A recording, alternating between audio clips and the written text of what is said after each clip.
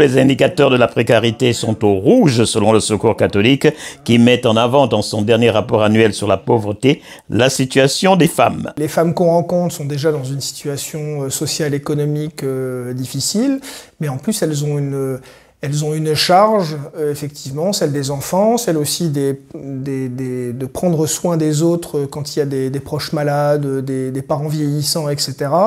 Donc ce sont elles qui portent ça et qui portent aussi du coup les conséquences du fait qu'elles sont moins disponibles peut-être pour l'emploi, et c'est pas pour rien si elles subissent 2 fois plus fort le temps partiel que les hommes. Et c'est une trajectoire qui existe depuis une quinzaine d'années, qui n'est pas particulièrement forte là, entre 2021 et 2022, hein, mais c'est vraiment une trajectoire globale. Il y a une augmentation effectivement du nombre de femmes, et en particulier des femmes seules et puis des mères seules. Au quotidien, ce contexte de contraintes obligatoires se traduit par des restrictions, des privations et des résignations sur un certain nombre de domaines essentiels. La nourriture, ça coûte le double, même le triple maintenant. Parce que je vois les prix, c'est moi qui fais les courses. Et des fois, on n'arrive pas à payer les factures. Le mois dernier, on a payé entre l'eau et l'électricité presque 700 €. Puis on a le remboursement on a fait le chauffage central, puis on a changé les fenêtres.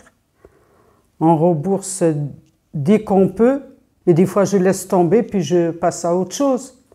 Parce que des fois de réfléchir dans le financier, ou j'arrive pas à payer ça ou ça me rend malade en gros.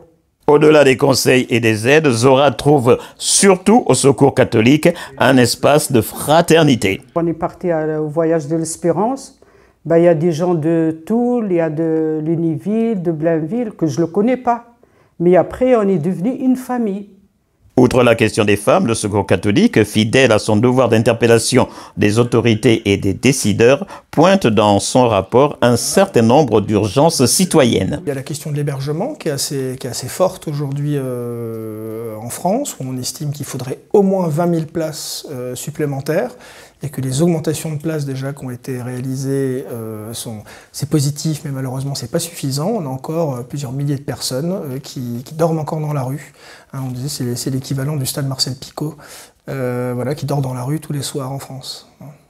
En 2022, les équipes du Secours catholique des Hauts-de-Lorraine ont accueilli 8 900 personnes, dont une grande majorité de familles monoparentales féminines.